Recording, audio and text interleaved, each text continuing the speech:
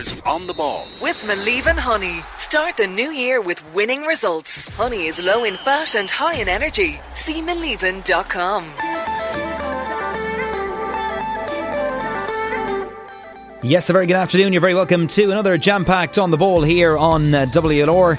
It's the start of the Alliance National Leagues this weekend, with the Dacia hurlers and footballers both aiming to make winning starts.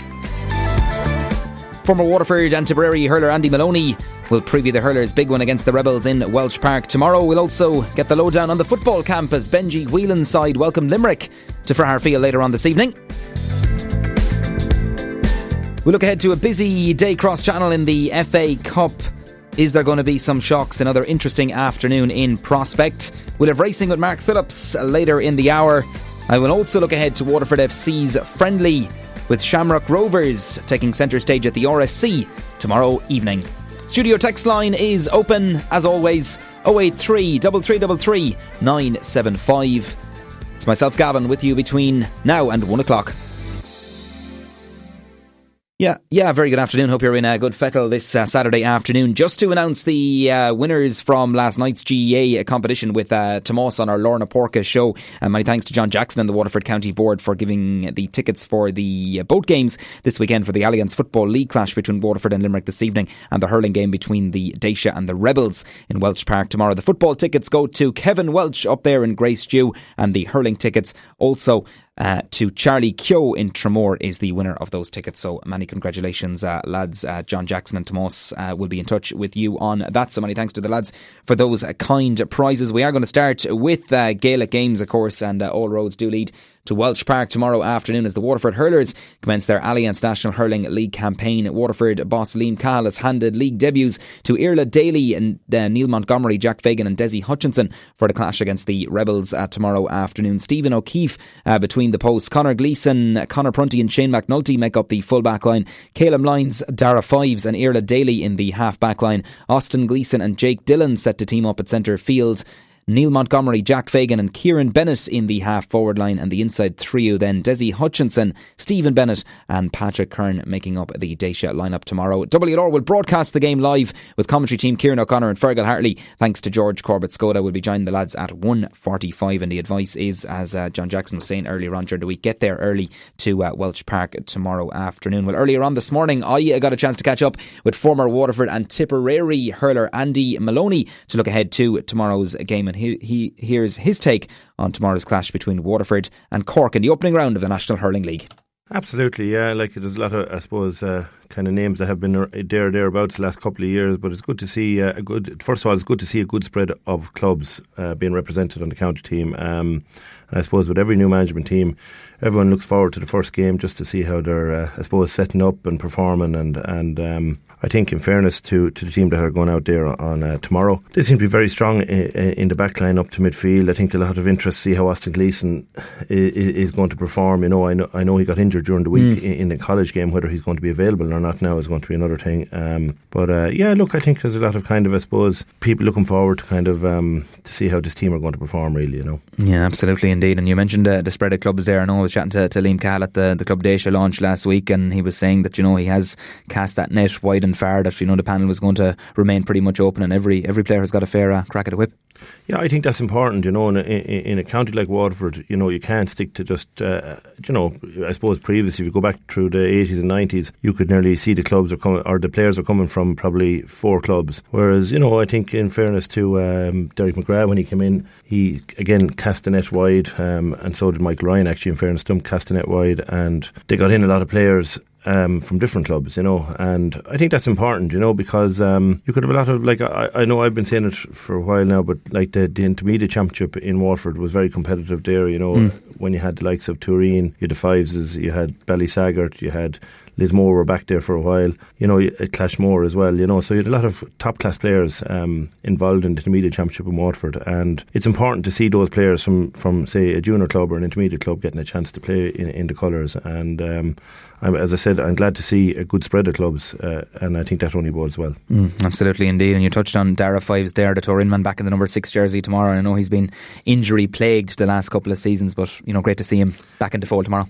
Yeah, I would rate Darragh Fives very highly. I've watched him since he was a minor, I suppose, really, in the Waterford colours. And, I suppose injury aside, if he'd kind of got through the last couple of years uninjured, I would be putting him probably on the same par as kind of like Brian Whelan or that type of player. He's very good to read the game. He's great mobility, and obviously very clever when he's on the ball. And I think we saw that in the All-Ireland final in 2017 there when he was playing in that half-back position. He had very little hurling done all that year, and yet, in that game he had a lot of ball, So, yeah, look, it's good to see him back. I think it's important that he kind of maintains this his fitness, and I think Liam Cahill is kind of, anxious to have him in there, but I think he's also anxious to kind of try and get him through the year without injury, and if he does, he's going to be a huge addition to that team. Yeah, certainly a big asset there, and could, I suppose, fit into that role. Obviously, Philip Manny no longer there, Noel Connor's no longer there in defence as well, so could be that opening to kind of bed back into the team as well. Absolutely, yeah. You have Ty de Burke to come back there as well, so you're still going to have the bones of a very strong half back line. I suppose the thing, even looking on the bench here today, or for tomorrow, I think it's important. Strength and depth is the most important thing, because what the league is going to give Liam Cahill and Mikey Beavens is a chance to, I suppose, see what players he has in front of him. Obviously, he knows the lads that played last year. He's seen him, and he's given 3 debutants a go there tomorrow as well. But there's a couple of lads on the line as well. They're very experienced, like Jack Prendergast had a great year last year as well. Great pace as well. Yeah, I'd have no fears for him. Darragh Lyons has been thereabouts since the under-21 as well, and obviously Shane Fives is a very good defender as well, and probably very unlucky not to get an All-Star a couple of years ago, for when on the run to the All-Ireland final. So, and you have Peter Hogan. Tom Barron is a good young player coming up as well. So it's good to see that spread of players on the subs bench as well, and I just think that what we'll see over the next couple of weeks is all these players getting a run out without being to the detriment of the team. I'd like to see him kind of, put out as strong as he can, but keep trying a couple of players as the league games go on, because I suppose wins breed the confidence into the team and into the setup, and hopefully, I suppose, knowing Liam and Mikey, I think, at the end of the day, at the back of their mind, it'll be championship. That's what they're gearing towards. And the league is going to be, I suppose, their outlet to try all these players, give them every chance. Yeah, fair point indeed, because a lot of people, it's discussed every year, and I suppose it's a cliche in some aspects that, league form doesn't necessarily transfer into championship, and Waterford last year, had a great campaign, got to the league final, and all of a sudden kind of fell flat then come May. Yeah, it just didn't work. It just didn't work out for him. And sometimes when you do put in such an effort at the early side at the start of the year, and you're going well, and all of a sudden, say that was a knockback, I suppose, in that league final last year, the lads just found it hard to recover, and get their form back. And I think this year, it's important that put in the effort, all right, but and put in the work. But at the same time, have just the championship is where you want to perform. And the way the championship is set up at the moment is you need strength and depth in your panel. And we've seen that over the last couple of years. And, the likes of Limerick who won that All-Ireland 2 years ago, and Tipperary last year, it's the strength and depth, the players that they can bring on that will make no difference to the team, to the players that are coming off. It just doesn't weaken the team in any way, shape or form. And I think that's what the lads have to work towards. Absolutely, indeed. Big day for Neil Montgomery and Jack Fagan there, and indeed I suppose Kieran Bennett. It's a whole new look full forward line, 3 big young fellas, ball winners there as well. Obviously they're coming up against a strong Cork half back line as well, but I suppose is that going to be a big aspect tomorrow to try and win your puckouts and get that ball into that inside line as well there with Desi, Stephen Bennett and Patrick Hearn. Yeah, well, look, I kind of would have always be of the, I suppose, mantra that you have to be able to win your own ball, and it's nice to play the short passing and all that game, and it works well, and when it is, it looks very good.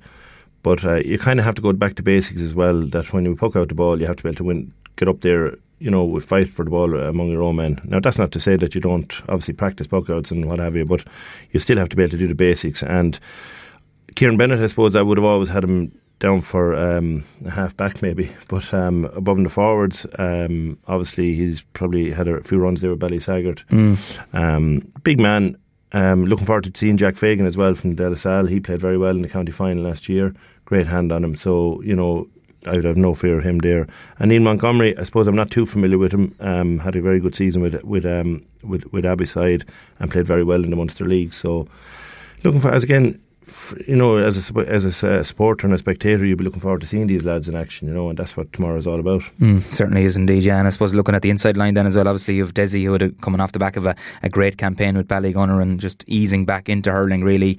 Stephen Bennett has a great goal threat, and Patrick Kern, I suppose, is trying to rediscover that form that had him such a top player at minor and under 21 level. So if given good quality ball, Andy, they're capable of getting scores. Yeah, 100%. Desi, I suppose, what Desi kind of brings to the thing is to the party really is that he's, I suppose all that condition that he's on with the soccer over the years is standing to him, and he has kind of that professional outset anyway from the start, because I've seen him even when he attends training in Ballygunner or when he's going to the matches. He's very tuned in the whole time. He knows what he wants to get out of it. So I'd be hopeful, that he'd have a good year ahead of him. Stephen Bennett is an important part to this setup.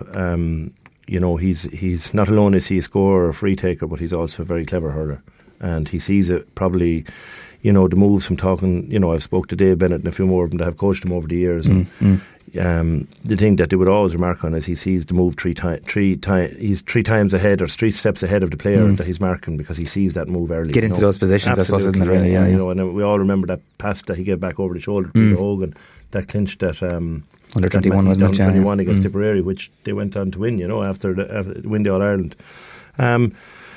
Patrick Kern was an outstanding minor, outstanding under 21. I'd like to see more of him. I think he needs more game time. He's a good lad. He needs to make good on that early promise that he showed. He's a good player. I've seen him at club level do unbelievable things as well, But I think, like everyone else, you need game time on the pitch, and you don't want to be looking over your shoulder when you're going out playing a game of this magnitude. You need to kind of just let them set in, and if that takes 2 or 3 games, what about it? But Patrick Kern, again, is one of these players that were on that minor and 21 team. We need those players playing well if we want to make any, dent in the Munster Championship this year.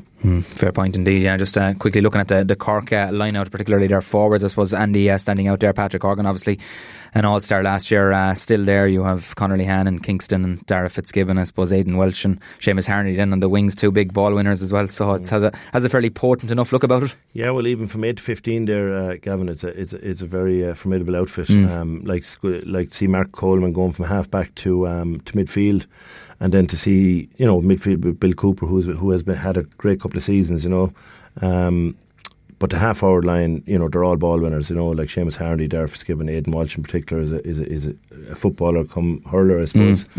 But they're all good in the air. Excuse me, they're all good in the air, and the one thing about them is they're all able to carry a ball. So if they catch it, they're able to strike it, obviously go for the score, but they're able to carry it and bring it in as well.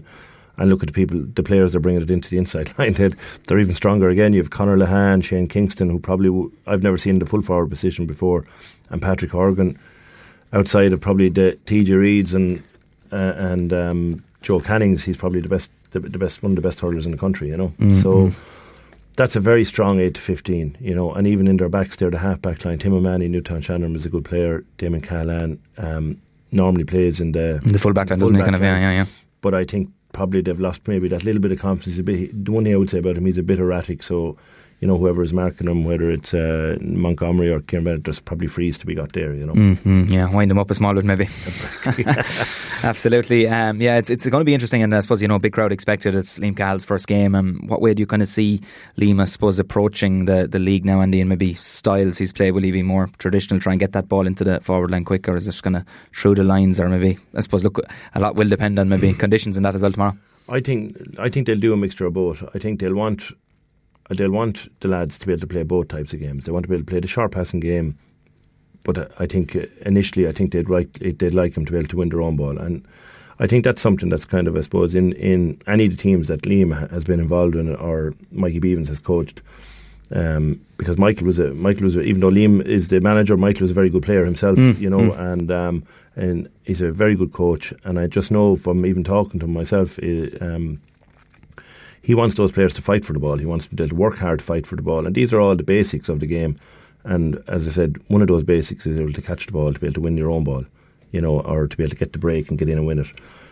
But when we have it, then that's where the other type of game comes in, to be able to not throw away possession lightly, to be able to hold on to it. If the shot is on, take it. If it's not, recycle it again and give it to someone in a better position. So, look, I think he'll try and do a mixture of both. I don't think you can go one way or the other.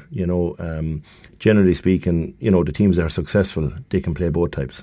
The likes of the Galways, Tipperary's, Kilkennys, Corks, they can play both styles of hurling, Probably Cork to a lesser extent, but definitely the other three can play both styles of hurling. They can play the short passing game, but they can also play, if they want to, they can bomb it in long if they're under pressure and they know that someone's going to go up and try and field it. So I'd be looking at that half forward line, full forward line for Waterford tomorrow, that they're strong enough to go up and catch that ball. Now they are up against a very good backs. Like Cork are actually fielding a very strong team here tomorrow. Very strong, yeah. In fairness to them, yeah. So it's probably good. It's good for Waterford in a way because I suppose if Waterford were going out strong and it was a weakened Cork side, the expectation would be higher. Whereas I think the lads are going out here tomorrow as they've a lot of names are very people are familiar with from probably 1 to 9, and then from there on, the likes of Neil Montgomery, Jack Fagan, Desi Hutchison, people are going to want to see how they perform.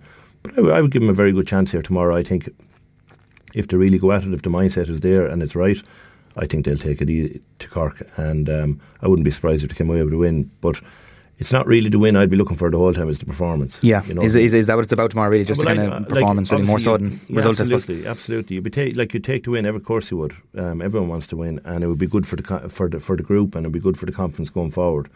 But I think they'd be looking more at the performance of these players and how they're going to bed into the way they want them to play, because I think over the last couple of years we've been playing a particular style of hurling and it's worked very well for us. But unfortunately, when it comes to the final stages, in the last 10-15 minutes of a game, when you are under pressure, as I said, you have to be able to fight for the ball. That doesn't always come the right way to you, and I think that's something that the lads will concentrate on, and hopefully we'll see a bit of this tomorrow. Let's hope so indeed, and get up there early is the advice. Promised to be a great crowd. Just a few other bits before we leave you go. Ballyhale Shamrocks winning back-to-back All-Irelands. Of course, you led them to an All-Ireland a couple of years ago, and news obviously came through then Thursday that Henry has stepped aside. Obviously he didn't, in the wake of, just this was winning back-to-back. Surprise decision, or? Yeah, it was news to myself as well, I suppose.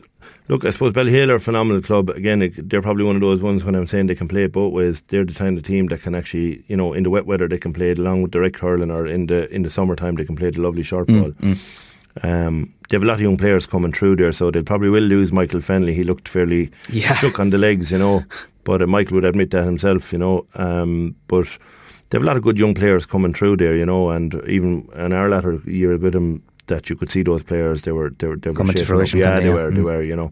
But look, it was a surprise decision from Henry, I suppose. When you win, what caught me by surprise was it happened so quickly after winning. I was waiting for maybe if he was going to leave it for a while, but it's hard to get management at this time of the year, so maybe he was doing it quickly so that to give the club a chance to go off and get someone. But yeah, it was a bit of a surprise decision. But then he's 5 children at home. He's after giving, I suppose, all his life playing for Ballyhale. He's won 3 All-Ireland clubs himself, and probably 4 Leinster titles. And, he's after winning another 2 now as a manager. So I think he has a good hit inside. I think there'll be a lot of people delighted that he's retired. Is he warming up for the big one, I wonder, Andy, in Kilkenny, do you think, or down the line, obviously? Is that one of his aims, do you think? DJ's kind of gone in there now at the moment, so it could be a battle royale between the two of them. But I think Henry, in fairness to him, I think Henry's a very focused individual anyway, so he kind of, he wouldn't tell me or anything, but he'd know what he kind of wants down the line. And at the moment, I'd say he knows that he has spent a little bit more time at home, or he'd be killed. Absolutely. And on a final note there as well, I know you're in doing a bit with the Galtier Camogie team. Obviously you're heading up to Clane tomorrow to take on Clonduff in the All-Ireland semi-final, repeat of last year's All-Ireland, that cracking game where Galtier were just edged out, so I'm sure you're looking forward to that tomorrow as well.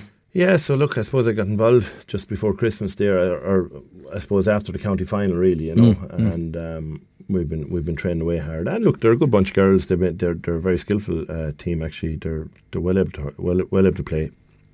I suppose we're coming up against a team now that kind of put them a little bit to the sword last year. It was an agonising defeat. 1 point defeat is the worst nearly of them all, and so there is that little bit of hurt there. And Clonduff are a very good team. They're littered with down into county players, so they're going to be a tough task. But look, I've no doubt the girls will give it their all tomorrow and hopefully put their best forward and with a bit of luck, come out the right side of it, you know. Yeah, fingers crossed indeed. Clay 2 o'clock, and I know I was mentioning it to Orla during the week as well. I know the ladies footballers are up in Galway as well tomorrow. That's a pity, I suppose all those games are clashing, but I suppose look, this time of year the calendar is so condensed, it's hard, isn't it, you know? Yeah, and I suppose there's no joined up thinking there either, you know, between the Camogie and the ladies football, you know, and even the GA in general. They're kind of three different organisations really working in opposition to one another.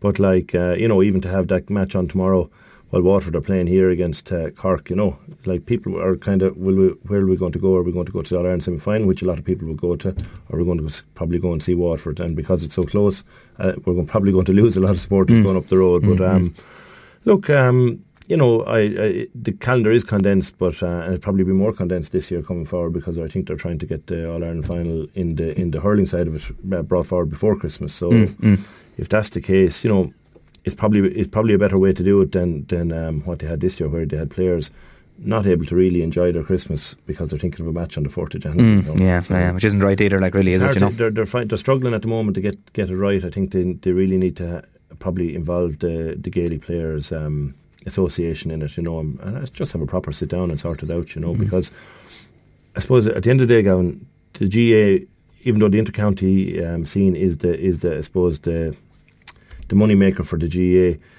they still need the clubs. You know what I mean? And the clubs are very important. And, you know, I remember, you know, even in colleges, you know, lads, county managers would leave the players that were on their county panel off with the colleges to train with them for the 2 or 3 months, play the Fitzgibbon, and the lads would come back fresh, and they were mad for road then from about April onwards.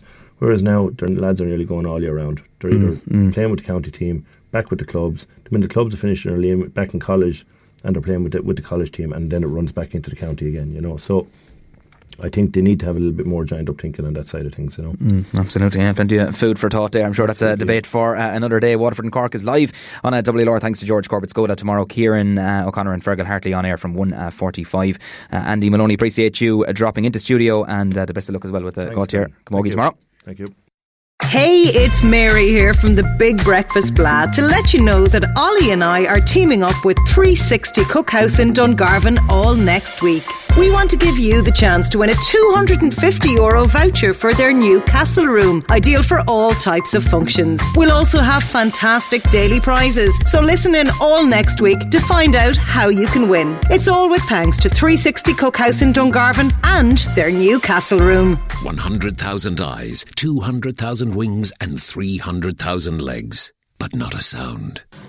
The queen bee gives the orders. It's now rest time for the army of bees before the next season gets underway. Rest that is vital to produce Mill Even's pure, real, quality, raw and unblended honey that you can trust. We may have black and amber stripes, but our honey is white and blue through and through with plenty of gold. Isn't that right, Joe Goff? Yes, and fueled me with enough natural energy to win 7 world athletic titles. Mill Even honey. Delightful honey, true to our name. Used car sale now on at John Kelly Opel. Save thousands today with all makes, all models reduced. 171 Golf now only €75 per week, or a 191 Opel Corsa just €65 per week. Finances available with 0% interest and scrappage deals up to €3,000. Plus, John Kelly Opel have great deals on new and used Opel Astras, Insignias and the SUV Crossland and Grandland. You won't get a better deal anywhere else. Call to John Kelly Opel, Cork Road, Waterford today. Used car sale now on. T's and C's apply. Life feels better when you know your loved ones are being looked after. Well, now you can protect your family's future for just €10.10 per month with Leia Life Insurance. Simply answer a few short questions. There's no medical required. And unlike any other insurer, you're covered by Leia Life instantly, which means your family will get a lump sum payment should you pass away. Join us online and you'll get a 10% discount and a further 10% if you're already a Leia Healthcare member. Visit leialife.ie or call us now on 1890 907 100. Insurance provided by iptiQ Life SA. Leia Healthcare Limited, trading as Leia Life and Leia Healthcare, is regulated by the Central Bank of Ireland. WLR's On the Ball. With Malivan Honey. Feel the energy with raw and unblended honey that you can trust. See Malivan.com. Yeah, you're very welcome back to the programme. Good luck to the Galtier Camogie girls tomorrow. Just a text in there, indeed. So say all of us, taking on Clonduff in the All-Ireland semi-final, indeed. Best of luck to the Waterford ladies footballers as well. Of course, they're back in Division 1 for the first time in 13 seasons. They make the trip to Corofin to play Galway in round 1 of the Lidl National League tomorrow. That's at 2 o'clock. And also, a big best of luck to the Waterford footballers who commence their Alliance National Football League Division 4 campaign in Fairfield later on this evening. It's a 7 o'clock throw-in as Benji Whelan's side welcome McGrath Cup champions Limerick to the Dungarvan venue. So get along and show the support for the lads later on. Paddy Hunt, Derek O'Connell, Robbie Flynn, Dara Corcoran and Dermot Ryan will make their league debuts for the day shift footballers tonight against the Shannon Siders. County champions Rathcormac have 7 players on the starting 15. Throw-in is at 7. We'll have updates here on WLR across the evening as well. Waterford captain Conor Murray was speaking to WLR Sport during the course of the week at training and says promotion is their only aim this season. Yeah, I've much saying it a few times now. Division 4 is our championship. So our championship starts Saturday night and we've prepared accordingly. So hopefully things go right. Look, you can't plan for every eventuality in sport. Yet things happen that you can't plan for. But hopefully the plans that we have in place will help get us over the line Saturday, and then we can build from there. We won't look too far down the line. Let's hope so, indeed. Hopefully a winning start for the Dacia footballers this evening. Best of luck to all involved in that. As mentioned, it's underway at 7 o'clock in Fairfield. A busy afternoon cross-channel in the FA Cup. They're just about to kick off in the next 15 minutes for the opening game there. It's Brentford against Leicester. Coming up then at 3, it's Burnley against Norwich. Coventry welcome Birmingham. Millwall take on Sheffield United. Newcastle welcome Oxford to Tyneside. It's Portsmouth against Barnsley. Reading take on Cardiff City. Southampton take on Tottenham Hotspur. It's West Ham United against West Bromwich Albion at the London Stadium. Then Hull City welcome Chelsea. That's the late game this afternoon. There's one game in the English Championship this afternoon at 3 o'clock. Stoke City take on Swansea City. We'll be hopefully speaking to Alan Reynolds in the next few minutes as well, the Waterford FC manager, on Kenny Brown, who announced his retirement yesterday. Waterford FC issuing a statement saying they'd like to thank Kenny and wish him the very best luck in the future after announcing his retirement from League of Ireland football. So hopefully be following that up in due course. Don't forget the studio text line is open as well. 083 3333 975 if you have any texts or comments or want to get in touch with the programme. Back shortly. So myhome.ie has houses all over County Waterford. Correct. Well, how about Dungarvan? Yes, we do. And Ardmore? Yes. Kilmacthomas? Yes. Lismore? Yep. Capoquin? Yep. With 20 local property agents and hundreds of Waterford homes on our website, if you're not looking at myhome.ie, you're looking in the wrong place. myhome.ie, your local Waterford expert. Discover the Hyundai Electric and Hybrid range for 2020.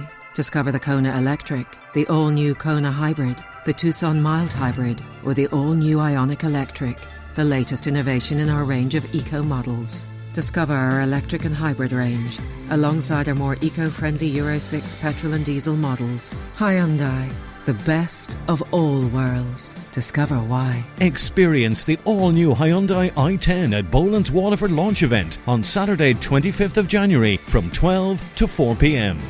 Enjoy your independent time this Saturday. He is the man who would be Taoiseach, but who is the real Micheál Martin? And how has great personal tragedy shaped him? In review, how our secret bad habits are responsible for the deadly cocaine wars. In Weekend Kitchen, meet the 3 grandfathers bringing a taste of Hong Kong to Irish diners. Plus, schools rugby is kicking off. Don't miss our bumper magazine, Tony Ward's expert guide to this year's competitions. Irish Independent on Saturday. It's your weekend. Need tiles for your kitchen, hall, bathroom, or wood flooring for your living room or bedrooms? Then get to Tile in Style. There's up to 40% off a huge selection of ceramic and porcelain tiles. Plus, great reductions on wood flooring. And they're all ready for next day delivery. Don't delay. Call to Tile in Style, Old Kilmeaton Road, Waterford, or click tileinstyle.ie. Sale now on. WLR's On the Ball. With Maleven Honey, it's a winning way to start your day. See maleven.com.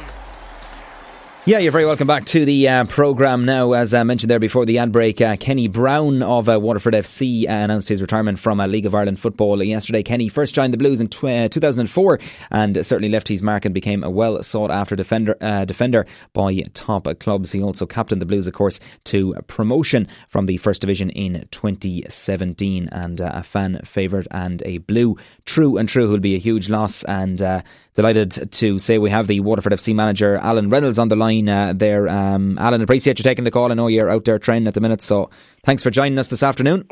No problem at all. I suppose, Alan, the news, filtering through there during the week. There was, suspicions of it during the week and rumblings that Kenny was going to make the announcement, but obviously it came through there yesterday evening. No doubt a big loss to the League of Ireland, but particular to Waterford. Yeah, look, I remember Kenny Brown coming into Waterford as manager in 2004 and brought him into the club. I couldn't have foreseen the career he'd had, even though I always knew there was ability there. So he took a little bit of persuasion at the start to come in.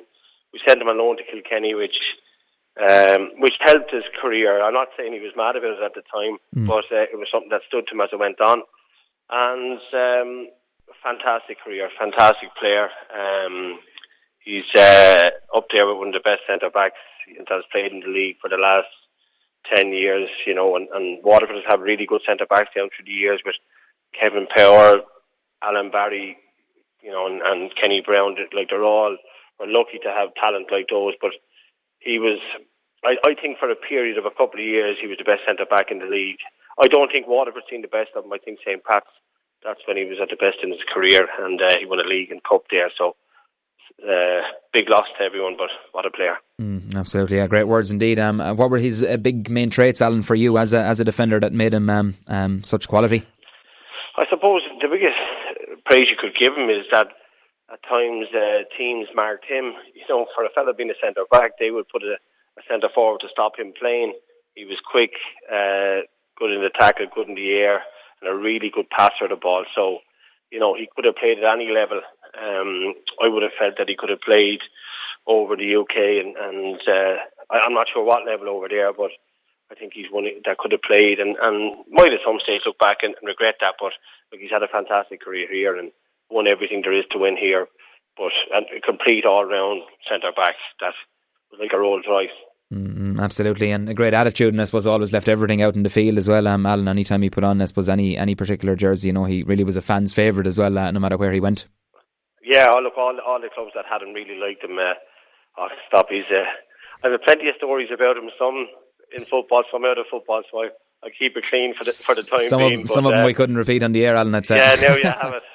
I'm not saying he's easy to manage or easy to coach, but look, when he got on the pitch on Friday nights, super player, and has had a fantastic career and got on great with the lads, and he couldn't speak highly enough of him.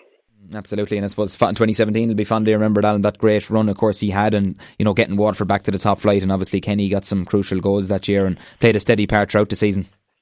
Yeah, people need to remember he left Cork City, who I think they went on to win the League and Cup the year he left, and came back, and I think it meant more to him to get Waterford promoted. I'm sure playing in front of full houses in Tala and Oriel Park, to go on to playing in Cove and Cabinteely must have been hard for him, but he applied himself right, and he got what he deserves at the end of it and got us out of the division. Absolutely, yeah. As I say, always left Everton on the field, and a huge blow to Waterford. But I suppose, Alan, now from your point of view, it's all about looking forward. Now, of course, you're a couple of weeks away now from the start of the new season, and I know you've been working really hard behind the scenes with signings as well. Yeah. Well, look, we're chipping away. I'd be happy if I could find another Kenny Brown, that's for sure. But look, it's work in progress. I've only 13 players signed.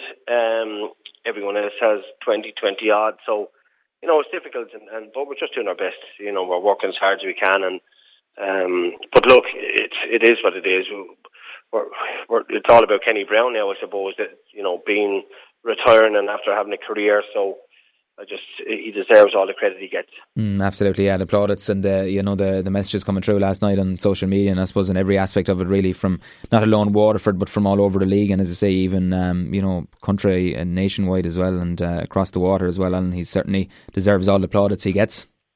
Yeah, and it's like when teams look at him, the last few years, they say, "Oh, look, we can get at him," or we try and exploit him, and I used to laugh, listen to people talk about it. He was just, as I said, a Rolls Royce of a player, and could have played at any level, so he deserves all the recognition he gets, and I'll have a job replacing him. Yeah, certainly will. And of course he was a huge favourite, I suppose, with the fans in the RSC as well, particularly those home games in the Friday night, Alan. Some great memories, and as you say, it's I suppose they're nice ones to look back on, and I suppose it's only when Kenny now will step away from it and look back at these moments that he'll kind of, I suppose, look back with fond memories. Yeah, but look, he's a local, and I suppose that helps because we players coming from all over Ireland and the UK. So when they see one of their own doing really well, and it actually means more to you when you're from the place, and you have to listen to it, I suppose, when he goes and meets his friends or whatever it be. So it's important. He wants to win for everyone, as well as that his family are there to watch him and support him all the time, and I'm sure he wants to do well for them, and he's certainly done that. He certainly has done so in style indeed. Alan, you play Shamrock Rovers in friendly tomorrow, of course, 5pm kickoff there at the RSC, and it's going to be quite a poignant night as well there, because the match is going to remember the honour the late Shamey the Major Code as well, of course, who passed away in May of last year. Phenomenal ambassador, of course, for the sport, and no doubt you're all looking forward to that. Yeah, look, I played under Shamey as well, a good few years ago. Great family.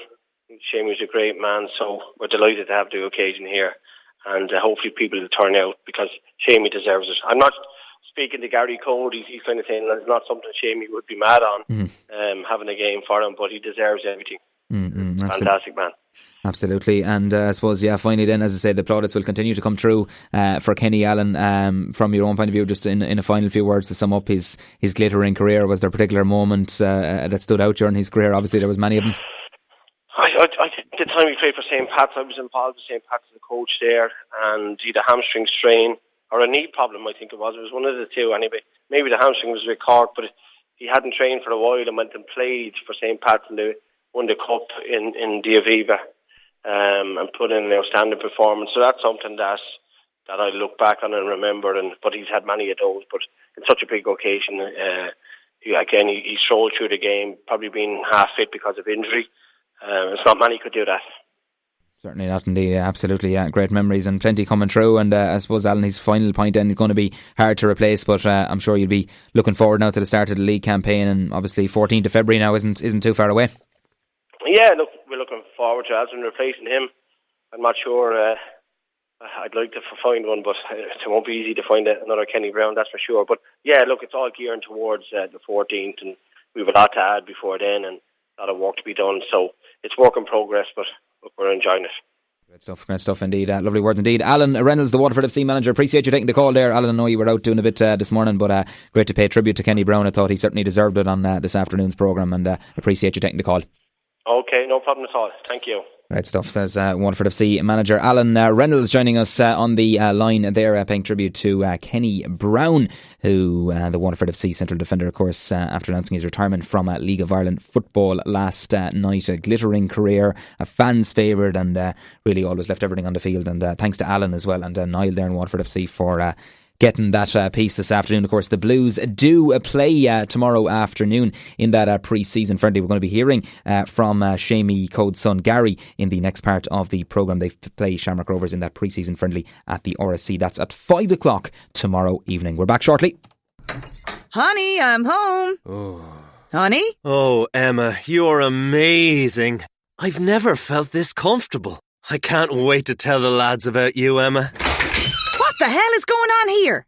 Oh, you're home. Check out my new Emma work boots. Just got them at Foot Solutions. They're so comfortable. Emma Safety Footwear, the world's most comfortable safety footwear, is now available at Foot Solutions, Michael Street, Waterford.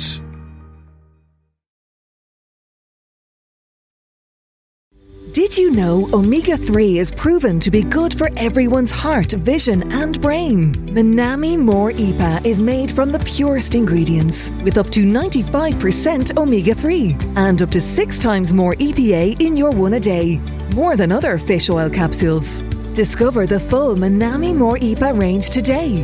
There's one for everyone. Available in pharmacies, health food stores and online. Read instructions carefully. Food supplements are not a substitute for a varied diet and a healthy lifestyle. Do not exceed the stated dose.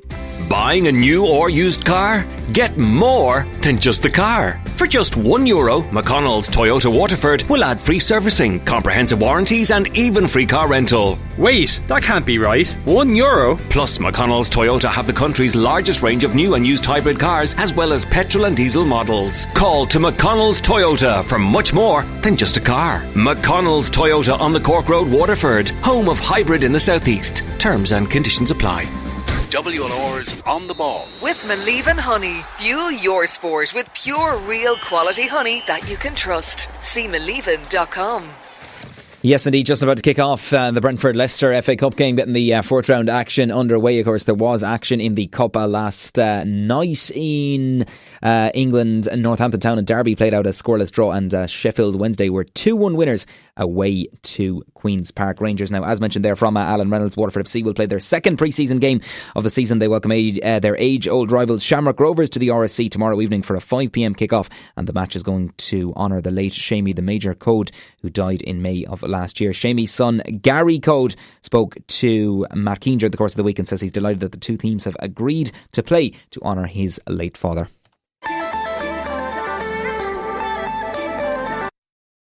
The Skoda Big Match is back on WLR. Waterford back in Division 1A. Back with apologies now for that. We'll just see if we can get the piece there from Gary Code chatting to Matt during the course of the week.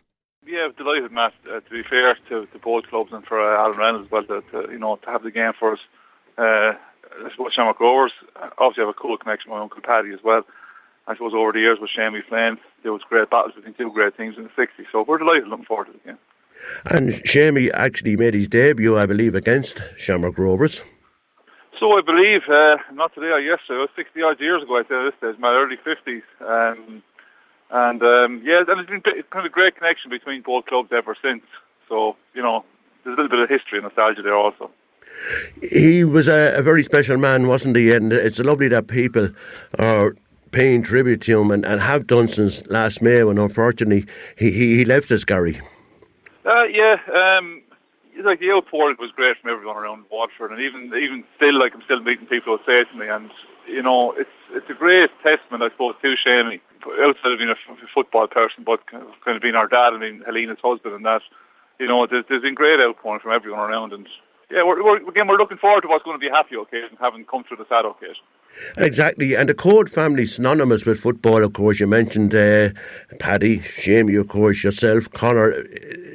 Everybody in the Code family has been steeped in football for so long, Gary. Well, we grew up with it, Matt. It was also my Uncle Willie, who was in between Shamey and Paddy, would have played back in the early 50s, I'd say. Yeah, we grew up with it, and we were proud of it. And, it's stood to us over the years that, absolutely for Paddy and Shamey, who created a part of a great heritage for both Shamrock Rovers and Waterford. So, we've been steeped in that name, and we've been delighted with it. Yeah, so hopefully then a good crowd will turn up to say, and thank Shamey the Major for everything he did for the Blues. Yeah, I hope there's a crowd there. I mean, it's a pre-season game for Waterford as well, so obviously they'll want to be tested. And I hope the crowd will turn up. But I mean, it's more of a commemorative match for Shamey that the clubs have recognised it, and that in itself is probably enough for us really. But I think there'll be a big crowd anywhere there, Matt, because of the fact that, the Waterford have got good support. I'm sure Rovers are going on a bus or two maybe with them. So, yeah, we're looking forward to seeing a big crowd on the day. Yeah, we wish them the very best luck with that tomorrow. Get along and show your support. It's a 5pm kick-off at the RSC for Waterford FC against Shamrock Rovers in that pre-season friendly. The Blues, of course, kick off their Airtricity League Premier Division campaign on the 14th of February, Valentine's night, as far as I know. Waterford and St Patrick's Athletic, that's up there in Richmond Park. There's just a minute on the clock in the game between Brentford and Leicester in the FA Cup, and there's no goals to report early stages of that particular FA Cup fourth round tie. Mark Phillips, good afternoon. Good afternoon, Gavin. Racing time here on WLR. Mark joins us in studio, and Quicklist was looking back at the Goffs Thyestes Chase. Always a big race in Goran Park during the week, Mark. That's right, very foggy up there, unfortunately. Yeah, visibility, right, yeah. I'd say, was down Very to a poor, furlong or two. Right. They were lucky, I'd say, to get through the whole card. People on television probably saw more than if you were actually there on the day, because the fog was just relentless up there, But look, they got through it, and a very worthy winner in Total Recall. trained by Willie Mullins, ridden by Danny Mullins at 16 to 1. Nice family affair. It was, you know. He's a horse had 2 years ago, he won a very big race there in Newbury, but just had lost his way a bit, but bounced right back to form in this particular race. The other big race on the card up there was the Galmai Hurdle, went in impressive fashion to Benny Didieu, once again trained by Willie Mullins. Applegate was amongst the opposition, but was very, very disappointing again, and was pulled up by Davy Russell. Maybe it's time to call time on her career, I don't know. You see, the fact that Jigginstown are not going on to breed any more mares than that, you know, they probably might keep her in training maybe until after Cheltenham, but I'd say after that you probably won't see her again. I think she'll be whisked off to the covering sheds. And that's probably it's probably not an easy decision to make either. Probably not, you know. But when she's telling you that she's not enjoying it as much as she used to, I think you've got to giving you the signs. That's giving you the signs, yeah. And good Goffs have committed to sponsoring the test days until 2024, so that was great. Yeah, it was great. I was chatting to one of the lads, the manager down there, Eddie Scally, during the course of the week, you know, and he was in good form, looking forward. Just a pity now that the weather kind of it was, but look, there's a big crowd there, as there always is. Good stuff. Andrew Lynch, the forgotten man of Irish jump racing, that's the way I've titled that particular one. Andrew rode buckets full of winners for Henry de Brahma down through the years, but he's had a lot of injuries, and this time last year at the Dublin Racing Festival he had a big shoulder injury, but he damaged the nerves in his shoulder. He just didn't break his shoulder, he damaged the nerves, and seemingly it's a long recuperation period after that. So I think he's only 35, so like he still has plenty of years left in him as such. But whether he'll be able to continue his career or not, he'll probably know inside the next 3 to 6 months. The doctors will say, look, there's no point in risking further injury as such. But he was actually one of the busiest jump jockeys in the weigh room, because he, as well as riding for Henry, like, he would have been very popular with other trainers as well. So hopefully he'll get the okay to come back, but if he doesn't, at least he'll try and get out in one piece. Great stuff. A couple of weeks back we spoke about the big championship in England, the jump jockey's title between Richard Johnson and Brian Hughes. There was nothing between them, but unfortunately Richard Johnson broke his arm this week, so I'd say that effectively has handed the baton on to Brian Hughes, who will probably be champion jockey in the UK this year.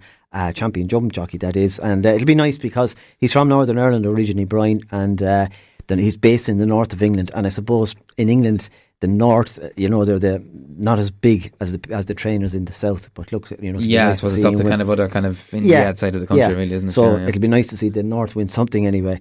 Henry's making plans for Henry de Brahma for Cheltenham this year, and he just announced during the week that Mona Lee, Minella Indo and Captain Guinness, they'll all go straight to the festival. He won't give them another run. I think it's only something like 45 or 50 days away. Right, yeah. It's not too far away. I've seen, I know, it seems it's in the distance, but advertising it's for going to come around preview very nights fast, and that, of course. nearly into February at this stage. The action today then, Gavin, is at Cheltenham at Doncaster. It's Cheltenham Trials Day as such, so it gives an opportunity for trainers to give their horses a run over the course as such, prior to obviously running into festival proper in March. Some top class stars in action, such as Satini in the Cotswold Chase at 2:25. While in the Cleeve Hurdle we have the current champions there, Paisley Park, taking on the likes of If the Cap Fits and Lamy Serge. Very few Irish runners. There's actually only one Irish runner on the day. Okay. So you might say to me, why aren't the Irish supporting it? Because it's a trials day. The reason probably is because next weekend is a huge weekend of horse racing in Ireland at Leopardstown. It's the festival. And, you know, I'd say no way could you run your horse today and run him again next weekend. Okay. The prize money would be probably better next weekend as well. So that's the reason for very few Irish horses turning up at Cheltenham this afternoon. There is one, however, Rocket Lad, who's handled by Emmett Mullins, and he runs into 3 o'clock. Irish jockey Robbie Power heads over to ride in Cheltenham there today, so he obviously has got the afternoon off from Jessica Harrington, even though she may have a couple of runners herself. He's picked up some nice mounts now, trained by Colin Tizard. The feature race up at Doncaster at 3:15 is the 100,000 chase, £100,000 chase at 3:15. Neil Mulholland, he has his horses in fantastic shape at the moment, and he runs a horse called Finger on the Switch. Would have an each way claim under £7 claimer Millie Wonnacott. Racing this afternoon, a Fairyhouse underway at 12:25. The favourite won the first race there. At 2:10 we have the Grade 3 Solarina Mares Hurdle. 7 runners, but plenty of Waterford interest in it, because you have Minella Melody for Henry de Bromhead. Colreevy is owned by the Flynn family, the Park Hotel. And you also have Darren's Hope was a winner there quite recently. Won at Punchestown for Cappoquin, owner, breeder, trainer Rob Murphy. So plenty of local interest in that race. Hopefully we'll have a report on it, and it'll be an Irish or Waterford success. Yeah, fingers crossed indeed. Tomorrow then we have the racing at Naas. Michael Ryan of Al Ella Stud, he runs a horse called Annie Pender in the opening hurdle race. She would have finished a lot closer the last day, but she seemed to drift off the last bend, and I don't know, she just lost her way for some reason. You know, if she can overcome that particular trade tomorrow, I think she'd have a good each way shout. There's an Australian horse running in, an Australian trained horse running in Naas tomorrow. No, he's trained in Australia, but he's been based in the UK for the last couple of months. So he's not just flying in. Fair race. He's not just flying in. There. Yeah. You know, but it's interesting. He's trained by C&D Eustace, right? Okay. You get that in Australia. You can have dual partnerships for trainers. Okay. So you could have Mark Phillips and Gavin training a particular horse, and they both go down on the race card, but you don't have it in Ireland or England. But it's something maybe changed going forward. Point to point then tomorrow at Dungarvan. 6 races big day up there. in Colostra, of course. Yeah, 12:30 start. Looking at entries this morning, I'd say you'll just have the 6 races as such. There won't be any need for a division, but it's always a great day out. It is, yeah. It's always a great family occasion. I found I've been there a few times, and always a great day. And just keep an eye out for a horse tomorrow back up at Naas called Carefully Selected. It's a horse I've always really liked, and he's runs in the 2:10, and this run now should leave him spot on for the long distance race in Cheltenham at the festival. Greyhound racing tonight in Kilcorn Park. 10 races up there. We've plenty of stakes on. Semi-finals of the George Roach and Track Supporters Club A3 competition. Semi-finals of a novice marathon event, and the 5 first round heats of the unraced stake. And we'll also take in the action from Shelbourne Park in Dublin. 4 second round heats of the Best Car Parks Gold Cup. Great stuff, yeah. Busy evening all around. So, and as I say, at the end of January, Cheltenham and those, they're not too far around the corner. The Dublin really, Festival now is the big one next week. You know what I mean? And then people can start. And most guys will put their horses away after that for Cheltenham if they're going to, but there'll be a few reputations enhanced and dented, I'd say, next weekend as such, but we'll just have to wait and see how it all pans out. Absolutely, indeed. And just a note as well on the point-to-point as well, that car parking will be available on the main road there from Colostra tomorrow. So just so you people just walk down, it's only about a couple of 100 yards down the road off the main road. Very easy to get to, just on the far side of Dungarvan on the All Road there, about a mile out there on the right-hand side. And hopefully the weather's good. I think it's €8 admission, I think €2 then for the race card, so that will get you in. It's going to be the burger vans, Everton. And I'm sure some of the bookmakers will have their satellite television with them so that they can beam in the racing from Naas tomorrow. Yes, and so I presume there'll be, and hopefully plenty of local in, because it always, as I say, attracts a good crowd, and if the weather is anyway fair, it's always a great card. So if there's any local winners, we'll give them a mention tomorrow afternoon. afternoon. We'll keep you bang up to speed on that score. That's pretty much it. Mark Phillips, many thanks indeed for dropping in as always. Thanks, Gavin. Great stuff indeed. I can tell you Leicester City have taken the lead in the FA Cup tie there against Brentford. Iheanacho on target there after 4 minutes for Brendan Rodgers' side at Griffin Park. So 10 minutes on the clock. It's Brentford 0, Leicester City 1. Coming up then at 3, Burnley, Norwich, Coventry City entertain Birmingham. It's Millwall against Sheffield United, Newcastle and Oxford. Portsmouth take on Barnsley. Reading welcome Cardiff City at Southampton against Tottenham Hotspur. West Ham take on West Brom, and Hull City entertain Chelsea. That's the late game coming up at 5:30. And also please wish the Waterford hurlers text in here the best of luck against Cork tomorrow, especially Patrick Kern, Kieran Power, Darragh Lyons and Tom Byrne, and all the rest of the team and management, and new manager Liam Cahill from Hannah. So many thanks, Hannah, for that particular text. Indeed, we do echo those sentiments. Don't forget, we're live from Welsh Park tomorrow. Kieran and Fergal on air from 1:45. That's all thanks to George Corbett Skoda. And don't forget, get out and support the Waterford footballers in their Division 4 Alliance League opener this evening. That's in Frahar Field. Benji Whelan Sat take on Limerick. The Waterford ladies footballers are also in action tomorrow afternoon. And a final point as well, just to wish the very best luck to the Waterford Wildcats under 20 basketball side who compete for national honours tomorrow morning. They take on UU Tigers up there in the National Basketball Arena in Dublin. It tips off at 11:30am tomorrow morning. So it really is a bumper day tomorrow. We've basketball, we've hurling, football, camogie, point to point in Dungarvan. So much going on, but we'll keep you bang up to speed as always here on WNR. So that's where we've pretty much wrapped up this afternoon's programme. Liz is on the way with your 1 o'clock news and sport. Do indeed keep it here. Timmy Ryan has the Saturday jukebox loaded, some cracking tunes up until 4 o'clock to keep you company here on WLR throughout the afternoon. Enjoy the remainder of your weekend. Best of luck to all the various Waterford teams, and we'll keep you posted as we go through the weekend here on WLR. For myself, Gavin Whelan, I'll chat to you again on Monday night. Take care.